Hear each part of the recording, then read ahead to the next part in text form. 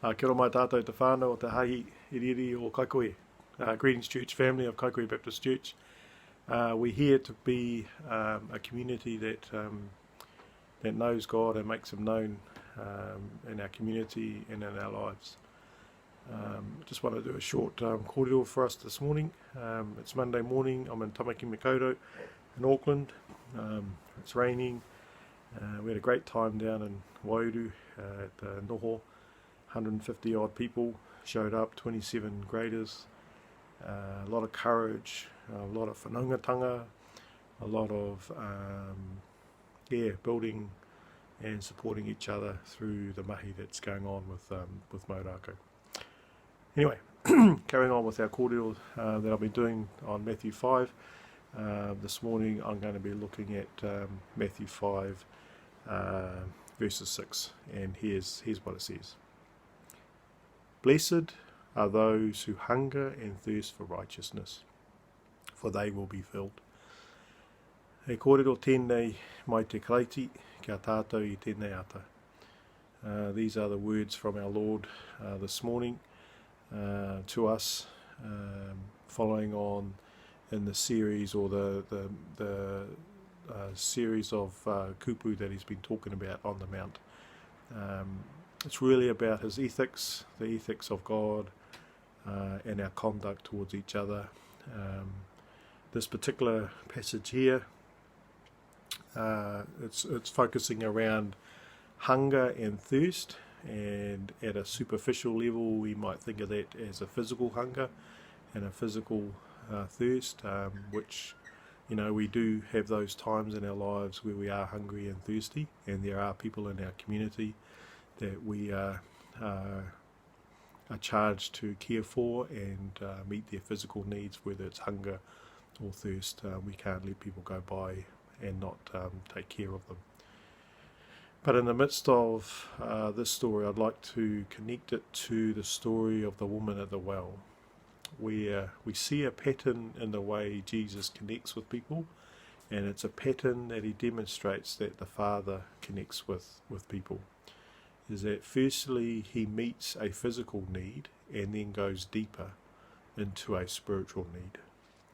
So even though we may read this passage, blessed are those who are hunger and who are thirsty for righteousness, for they will be filled.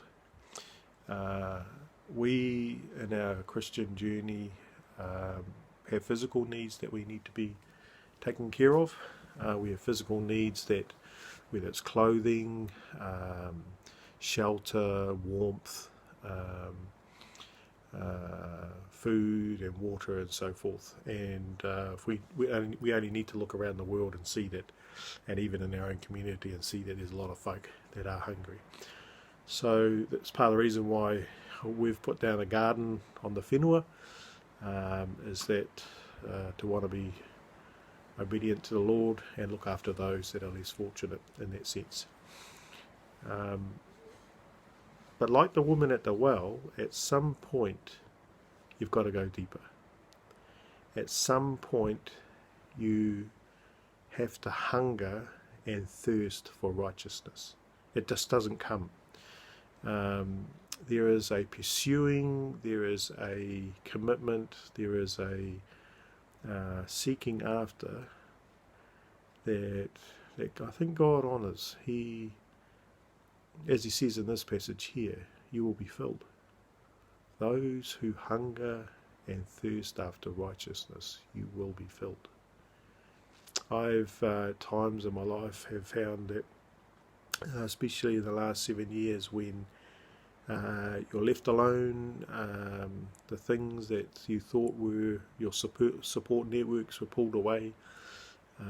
You're tested. You're tested to see how resolute you are in your faith. You're tested to see how resolute you are in your prayer life, in your reading of scriptures, in your continuing in fellowship with others. The challenges we face in life, as we saw this weekend, a number of folk in the whawhai sections of their gradings, they were challenged. They were challenged to get up when they fell over. They were challenged to stand up when they were hit or when they were hurt. to keep going. And we saw courage from a number of them when their body was giving up, their waidua and their result. They were resolute to, I'm going to finish this.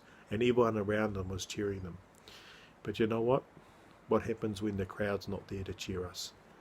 What happens when you're left alone? You're in your house by yourself.